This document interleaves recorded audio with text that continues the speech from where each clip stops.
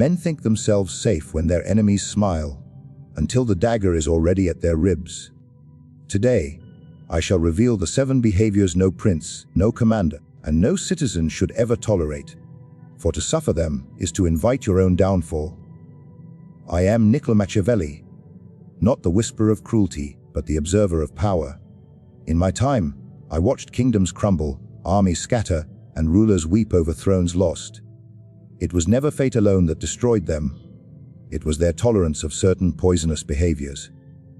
Let us examine these 7 so that you may rule, or at least survive, with your fortune intact. Disloyalty is the most fatal wound a leader can suffer, for it strikes from within, where no armor can protect you. The enemy you see across the battlefield is dangerous, but the enemy who walks beside you, smiles at you, and assures you of loyalty while sharpening the knife behind your back. That enemy is death itself. I have seen rulers blinded by their trust in men who wore the mask of loyalty. They believed kind words, they rewarded false service, and when the moment came, they found themselves alone, surrounded not by allies, but by traitors waiting for the right moment to defect. The lesson is bitter but clear. Trust is a coin more precious than gold, and once spent foolishly, it can never be regained. A prince must learn to test those who claim allegiance. Promises mean nothing without proof. Do not be seduced by declarations of loyalty. Demand it be proven in action, in hardship, in the moments when your power trembles. For it is in the trembling that the loyal stand firm and the disloyal vanish. And understand this, disloyalty rarely comes suddenly. It creeps in quietly, through small acts of self-interest, through whispered excuses, through subtle avoidance of risk. The man who hesitates to defend you today is the man who will betray you tomorrow. A wise ruler watches for such cracks before they shatter into treachery. Surround yourself not with those who speak the sweetest, but with those who endure the harshest tests without wavering. When the winds of fortune turn cold, when your enemies close in, and the hour grows dark, it will not be the ones who cheered for you in times of plenty who remain. It will be the ones whose loyalty has been tempered, like steel in the fires of adversity. Remember, disloyalty is not only the open betrayal of conspirators. It is also the slow withdrawal of support, the silent refusal to stand at your side when your authority is challenged, the polite smile that hides a heart already pledged to another. And once you discover it, you must act with the speed of a hawk striking its prey. For to leave a disloyal man in your circle is to give your enemy a spy, a saboteur, and a dagger that waits for the moment when your back is turned. Trust must be guarded like a fortress, and those who betray it must be cast out without hesitation or mercy. A man's true nature is revealed not when the sun is shining, but when the storm breaks over his head. Cowardice in crisis is more dangerous than the enemy at your gates, for the coward is often counted among your allies, until the moment of testing arrives. I have witnessed leaders who surrounded themselves with men loud in council during peace, eager to boast of their loyalty and skill, yet when the shadows lengthened and the scent of danger filled the air, those same men melted away like snow before the spring sun. They find reasons to be absent, to delay, to counsel retreat instead of resistance. They speak of prudence while trembling inside, convincing themselves that survival is more valuable than honor. The coward in your ranks is a rot that spreads quickly. For when one man flees, others begin to question whether they too should stand their ground. And soon, what was once a loyal company becomes a scattering of frightened individuals, each concerned only with his own safety. This is why a wise ruler tests the courage of his companions before entrusting them with power. Do not mistake loud words for bravery. The truly courageous need no applause to stand firm. Their resolve is quiet, unshaken, and unbending in the face of danger. The coward is skilled in disguise. In moments of ease, he wears the mask of loyalty, the mask of a friend who will fight at your side. But in the moment when action must match words, he will falter, looking to others to make the first move, or worse, slipping away entirely while your enemies press closer. Such men will not openly oppose you. Instead, They abandon you in silence, leaving you to bear the weight of the crisis alone. And yet, this form of betrayal is often more ruinous than open treachery, for an absent ally cannot be confronted, cannot be punished in the moment, and leaves you weakened before your adversaries. It is not enough to remove cowards once discovered. You must prevent them from ever entering your circle of trust. Place men in small dangers to measure their reaction. Watch who hesitates when risk appears, who looks away instead of meeting the challenge head-on, who waits for another to act first. These are the signs of a man who will abandon you when the stakes are highest. In war, in politics, in life itself, the crisis always comes, and when it does, the coward's presence is as lethal as the enemy's sword. The sweetest words are often the deadliest poison, for they lull a ruler into the comfort of illusion. Flattery without truth is the assassin that wears a smile and bows low, yet aims to rob you of your vision. I have watched men in power become deaf to the harsh notes of reality, because they surrounded themselves with those who knew only how to sing their praises. These flatterers are not loyal servants, they are parasites, feeding on your vanity, ensuring you see the world not as it is, but as you wish it to be. They will praise your victories until you believe yourself invincible. They will applaud your every decision until you lose the ability to question whether it was wise.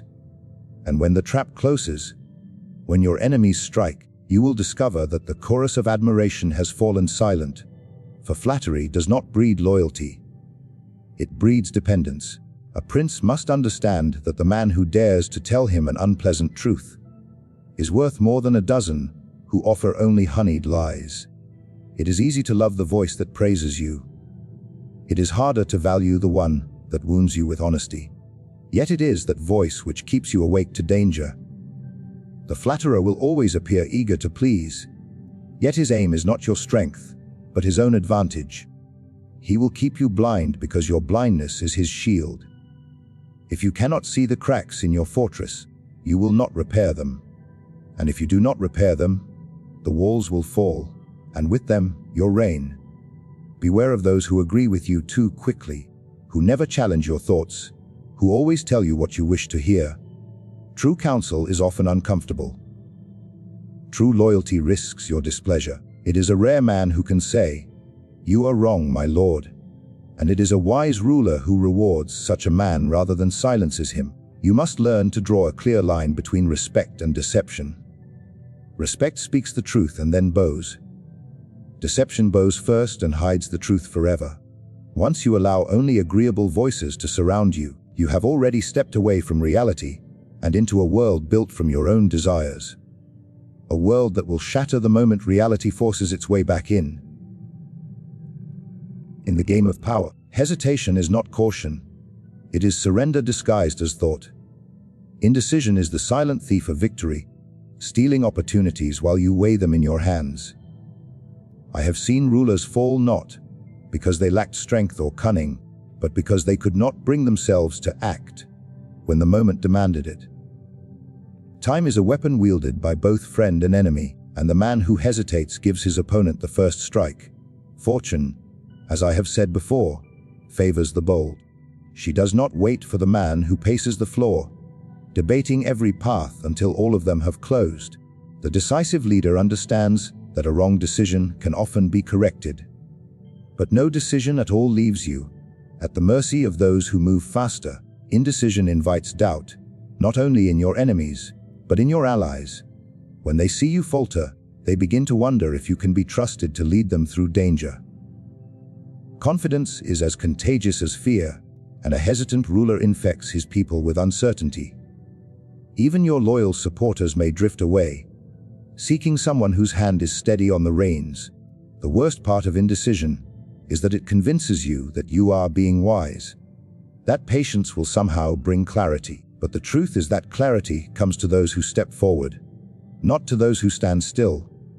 A choice made swiftly, even imperfectly, forces events to bend around you. A choice delayed forces you to bend around events. And in bending, you risk breaking. Consider the commander who sees the enemy's weakness, but waits to be sure. In that wait, the weakness vanishes, the enemy regroups, and the chance is lost forever. The man who strikes in the moment of advantage may win through audacity alone. The man who waits for certainty dies waiting. Indecision is also a signal to your rivals. It tells them that you will not act without endless counsel, that you fear the weight of choice, and once they know this, they will keep you entangled in a web of questions, debates, and false dilemmas until you are unable to move at all. A ruler must decide quickly and stand by his decision, for even a flawed action commands more respect than endless hesitation. An oath is not merely a promise spoken aloud. It is a currency of trust, and once it is spent without necessity, it can never be earned back in full. The ruler who breaks his word lightly builds his own ruin, for no man will follow a leader whose promises are as shifting as the wind. I have seen princes who believed that cunning alone could sustain their rule. That deception could be used as freely as a sword. They broke alliances for small gains, betrayed agreements for fleeting advantage, and believed themselves clever for it. But over time, their name became a warning whispered in the courts of their neighbors. When such a man seeks allies, he finds only wary smiles and cautious words, for all know his pledge is worth nothing. Understand this. A prince may indeed be forced to deceive. Circumstances in war, politics, and survival sometimes demand that you conceal your true intent. But deception without necessity is not strategy, it is folly. To betray a solemn promise for a trivial gain is to trade a kingdom's stability for a handful of coins. Even the most pragmatic ruler must choose his falsehoods with precision, for trust is not easily restored once broken. And there is a difference between the deceit used to protect your state and the betrayal that springs from greed or vanity. One preserves your power, the other corrodes it from within. The subjects of a ruler who keeps his word sleep under his protection without fear of treachery. The subjects of a ruler who breaks his word constantly begin to wonder if his rule itself is a danger. The same is true among allies. Once they see you discard your oath without cause, they will not risk standing with you when you need them most. For what would restrain you from betraying them in turn? A wise ruler will guard his oaths carefully, breaking them only when the survival of his state demands it. And even then, he will cloak the act in necessity so that others see it not as treachery, but as inevitability. To break an oath is to burn a bridge, and bridges, once gone, are rarely rebuilt in the same strength. The man who burns too many soon finds himself on an island, surrounded by waters filled with those who remember every false word he ever spoke. Power is not only in the sword you hold, but in the image others believe you possess. Neglecting appearances is to invite your enemies to imagine you weaker than you are, and your allies to imagine you unworthy of following. I have seen rulers undone not by defeat in battle, but by the slow erosion of their perceived strength. They dressed carelessly, spoke without authority, allowed their court to become disorderly, and permitted rumors to spread unchallenged. In time, their people began to doubt them, and doubt, once planted, grows faster than loyalty. Understand this. Men judge more by what they see than by what they know. They do not carry your thoughts in their minds, they carry the image you present to them. If that image is one of control, discipline, and power, they will treat you as such. If it is one of sloth, weakness, or confusion, they will treat you accordingly. The wise ruler crafts his appearance as carefully as his policies, for perception often decides battles before they are fought. A commander who rides into the field with confidence and order in his bearing can rally his soldiers even in the face of defeat. A commander who slouches, hesitates, or appears uncertain will find his men defeated before the first blow. Your enemies study your image as much as your armies. If they see you as a figure of strength, they will think twice before moving against you. If they see cracks, a public quarrel you cannot control, a careless display of indifference to state matters, a habit of avoiding confrontation, they will believe the time is right to strike. Even the smallest neglect in appearance can be dangerous, for word of it spreads quickly. The courtier who sees you falter will whisper it to another, The merchant who sees disorder in your affairs will spread it in the marketplace. The enemy who hears of it will use it in his calculations. And make no mistake, appearances are not only for others, they are for yourself. When you carry yourself as a ruler, when you present yourself as unshaken and commanding, you begin to feel it within. But when you allow your appearance to decay, you begin to believe the decay as well. A ruler must master the art of seeming unbreakable, even when the walls tremble, for the image of strength can hold the line until true strength returns. Corruption is not an enemy that marches at your gates. It is the enemy that lives inside your walls. It does not strike with sudden force. It seeps in slowly, almost invisibly, until the very foundations of your power begin to crumble. I have seen kingdoms fall not from the strength of their rivals, but from the rot within their own halls. A dishonest treasurer who skims from the coffers, a judge who sells verdicts for gold, a captain who takes bribes to look the other way. These men are termites in the beams of your state.